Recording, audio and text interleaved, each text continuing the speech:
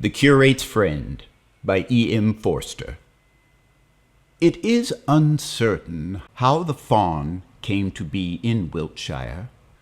Perhaps he came over with the Roman legionaries to live with his friends in camp, talking to them of Lucretius or Garganus, or of the slopes of Etna. They, in the joy of recall, forgot to take him on board, and he wept in exile. But at last he found that our hills also understood his sorrows and rejoiced when he was happy. Or perhaps he came to be there because he had been there always. There is nothing particularly classical about a faun. It is only that the Greeks and Italians have ever had the sharpest eyes.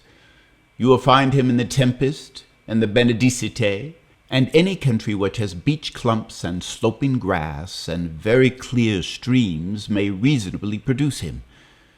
How I came to see him is a more difficult question, for to see him there is required a certain quality, for which truthfulness is too cold a name, and animal spirit too coarse a one. And he alone knows how this quality came to me. No man has the right to call himself a fool, but I may say that I then presented the perfect semblance of one. I was facetious without humor and serious without conviction. Every Sunday I would speak to my rural parishioners about the other world in the tone of one who has been behind the scenes, or I would explain to them the errors of the Pelagians, or I would warn them from hurrying from one dissipation to another. Every Tuesday I would give what I called straight talks to my lads, talks which led straight past anything awkward.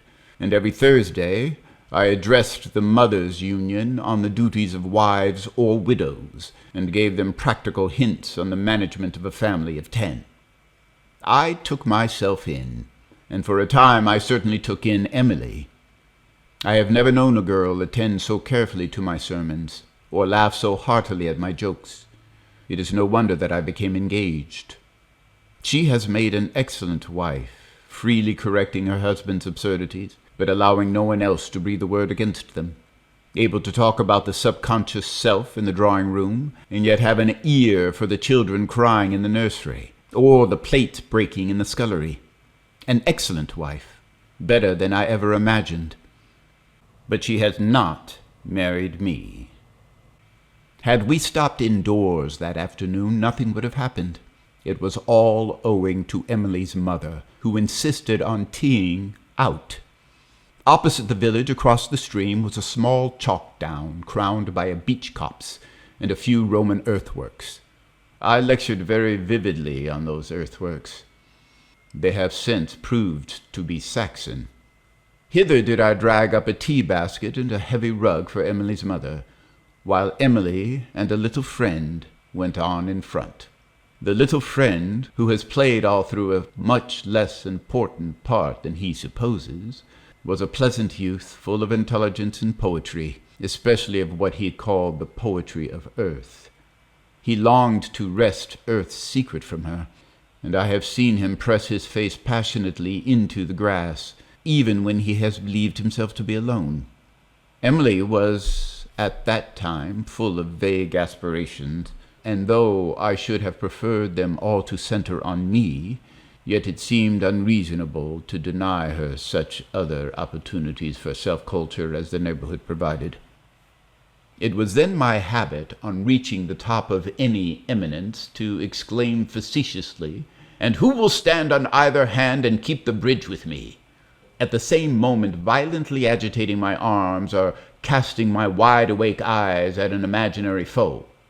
Emily and the friend received my sally as usual, nor could I detect any insincerity in their mirth, yet I was convinced that someone was present who did not think I had been funny, and any public speaker will understand my growing uneasiness.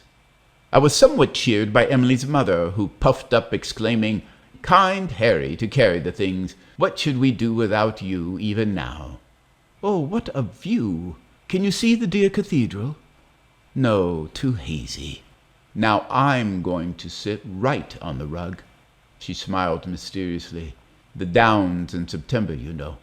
We gave some perfunctory admiration to the landscape, which is indeed only beautiful to those who admire land, and to them perhaps the most beautiful in England.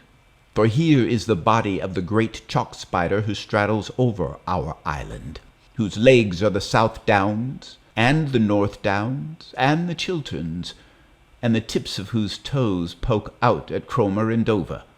He is a clean creature, who grows as few trees as he can, and those few in tidy clumps. He loves to be tickled by quickly flowing streams. He is pimpled all over with earthworks, for from the beginning of time men have fought for the privilege of standing on him, and the oldest of our temples is built upon his back. But in those days I liked my country snug and pretty, full of gentlemen's residences and shady bowers and people who touched their hats. The great sombre expanses on which one may walk for miles and hardly shift a landmark or meet a genteel person were still intolerable to me. I turned away as soon as propriety allowed, and said, "And may I now prepare the cup that cheers?" Emily's mother replied, "Kind man to help me. I always do say that tea out is worth the extra effort. I wish we had simpler lives." We agreed with her. I spread out the food. "Won't the kettle stand?" "Oh, make it stand." I did so. There was a little cry, faint but distinct, as of something in pain. "How silent it all is up here," said Emily. I dropped a lighted match on the grass, and again I heard the little cry. "What was that?" I asked. "I only said it was so silent," said Emily. "Silent indeed," echoed the little friend. Silent! The place was full of noises. If the match had fallen in a drawing-room, it could not have been worse, and the loudest noise came from beside Emily herself. I had exactly the sensation of going to a great party, of waiting to be announced in the echoing hall, where I hear the voices of the guests, but could not see their faces. It is a nervous moment for a self-conscious man, especially if all the voices should be strange to him and he has never met his host. "My dear Harry," said the elder lady, "never mind about that match. That'll smolder away and harm no one. Tea! I always say, and you will find Emily the same, that as the magic hour of 5 approaches, no matter how good a lunch, one begins to feel a sort of—" Now the faun is of the kind who capers upon the Neo-Attic reliefs, and if you do not notice his ears or see his tail, you take him for a man and are horrified. "Bathing!" I cried wildly. "Such a thing for our village lads. But I quite agree. More supervision. I blame myself. Go away, bad boy, go away." "What will he think of next?" said Emily, while the creature beside her stood up and beckoned to me. I advanced, struggling and gesticulating with tiny steps and horrified cries, exorcising the apparition with my hat. Not otherwise had I advanced the day before, when Emily's nieces showed me their guinea pigs, and by no less hearty laughter was I greeted now. Until the strange fingers closed upon me, I still thought that here was one of my parishioners, and did not cease to exclaim, "Let me go, naughty boy, let go!" And Emily's mother, believing herself to have detected the joke, replied, "Well, I must confess they are naughty boys, and reach one even on the rug. The Downs in September, as I said before." Here I caught sight of the tail, uttered a wild shriek, and fled into the beech copse behind. "Harry would have been a born actor," said Emily's mother as I left them. I realized that a great crisis in my life was approaching, and that if I failed in it, I might permanently lose my self-esteem. Already in the wood I was troubled by a multitude of voices, the voices of the hill beneath me, of the trees over my head, of the very insects in the bark of the tree.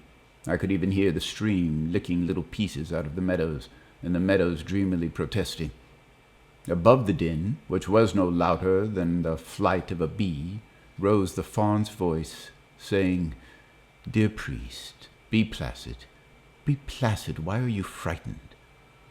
"I am not frightened," I said, and indeed I was not, "but I am grieved. You have disgraced me in the presence of ladies." "No one has seen me," he said, smiling idly. The women have tight boots, and the man has long hair. Those kinds never see me. For years I have only spoken to children, and they lose sight of me as soon as they grow up. But you will not be able to lose sight of me, and until you die, you will be my friend. Now I begin to make you happy. Lie upon your back, or run races, or climb trees, or shall I get you blackberries, or hard bells, or wives? In a terrible voice I said to him, "Get thee behind me." He got behind me. "Once and for all," I continued, "let me tell you that it is vain to tempt one whose happiness consists in giving happiness to others." "I cannot understand you," he said ruefully. "What is to tempt?" "Poor woodland creature," said I, turning around. "How could you understand? It was idle of me to chide you. It is not in your little nature to comprehend a life of self-denial. Ah, if I could only reach you." "You have reached him," said the hill. "If only I could touch you." "You have touched him," said the hill.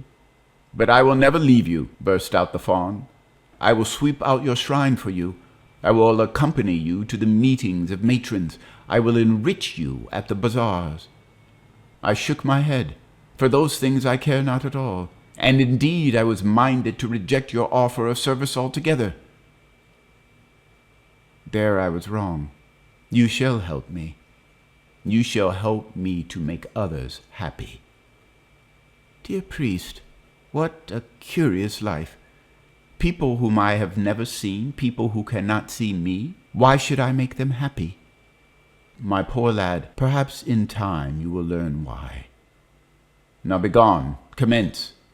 On this very hill sits a young lady for whom I have a high regard. Commence with her. Aha, your face falls. I thought as much. You cannot do anything. Here's the conclusion of the whole matter. I can make her happy, he replied, if you order me, and when I have done so, perhaps you will trust me more. Emily's mother had started home, but Emily and the little friend still sat beside the tea-things, she in her white piqué dress and biscuit straw, and he in his rough but well-cut summer suit. The great pagan figure of the faun towered insolently above them. The friend was saying, "And have you never felt the appalling loneliness of a crowd?" "All that," replied Emily, "have I felt, and very much more." Then the faun laid his hand upon them. They, who had only intended a little cultured flirtation, resisted him as long as they could, but were gradually urged into each other's arms and embraced with passion. "Miscreant!" I shouted, bursting from the wood. "You have betrayed me!" "I know it. I care not," cried the little friend. "Stand aside. You are in the presence of that which you do not understand. In the great solitude we have found ourselves at last." "Remove your hands!" I shrieked to the faun. He obeyed, and the little friend continued more calmly. "It is idle to chide. What should you know, poor clerical creature, of the mystery of love, of the eternal man and the eternal woman, of the self-effectuation of a soul?" "That is true," said Emily angrily. "Harry, you would never have made me happy. I shall treat you as a friend, but how could I give myself to a man who makes such silly jokes? When you played the buffoon at tea, your hour was sealed. I must be treated seriously. I must see infinities broadening around me as I rise. You may not approve of it, but so I am. In the great solitude I have found myself at last." "Wretched girl!" I cried. "Great solitude! O pair of helpless puppets!" The little friend began to lead Emily away, but I heard her whisper to him, "Dear, we can't possibly leave the basket for Harry after this, and Mother's rug. Do you mind having that in the other hand?" So they departed, and I flung myself upon the ground with every appearance of despair. "Does he cry?" said the faun. "He does not cry," answered the hill. "His eyes are as dry as pebbles. My tormentor made me look at him. 'I see happiness at the bottom of your heart,' said he. I trust I have my secret springs, I answered stiffly, and then I prepared a scathing denunciation. But of all the words I might have said, I only said one, and it began with D. He gave a joyful cry. Oh, now you really belong to us. Till the end of your life you will swear when you are cross and laugh when you are happy. Now laugh. There was a great silence. All nature stood waiting while a curate tried to conceal his thoughts not only from nature but from himself. I thought of my injured pride, of my baffled unselfishness, of Emily, whom I was losing through no fault of her own, of the little friend who just then slipped beneath the heavy tea-basket, and that decided me, and I laughed. That evening, for the first time, I heard the chalkdowns singing to each other across the valleys, as they often do when the air is quiet and they have had a comfortable day. From my study window, I could see the sunlit figure of the faun, sitting before the beech copse as a man sits before his house. And as night came on, I knew for certain that not only was he asleep, but that the hills and woods were asleep also. The stream, of course, never slept, any more than it ever freezes. Indeed, the hour of darkness is really the hour of water, which has been somewhat stifled all day by the great pulsings of the land. That is why you can feel it and hear it from a greater distance in the night, and why a bath after sundown is most wonderful. The joy of that first evening is still clear in my memory, in spite of all the happy years that have followed. I remember it when I ascend my pulpit. I have a living now, and look down upon the best people sitting beneath me pew after pew, generous and contented, upon the worst people crowded in the aisles, upon the whiskered tenors of the choir, and the high-browed curates, and the church wardens fingering their bags, and the supercilious vergers who turn latecomers from the door. I remember it also when I sit in my comfortable bachelor rectory, amidst the carpet slippers that good young ladies have worked for me, and the oak brackets that have been carved for me by good young men, amidst my phalanx of presentation teapots and my illuminated testimonials, and all the other offerings of people who believe that I have given them a helping hand, and who really have helped me out of the mire themselves. And though I try to communicate that joy to others, as I try to communicate anything else that seems good, and though I sometimes succeed, yet I can tell no one exactly how it came to me. For if I breathed one word of that, my present life, so agreeable and profitable, would come to an end. My congregation would depart, and so should I, and instead of being an asset to my parish, I might find myself an expense to the nation. Therefore, in the place of the lyrical and rhetorical treatment so suitable to the subject, so congenial to my profession, I have been forced to use the unworthy medium of a narrative, and to delude you by declaring that this is a short story suitable for reading in the train.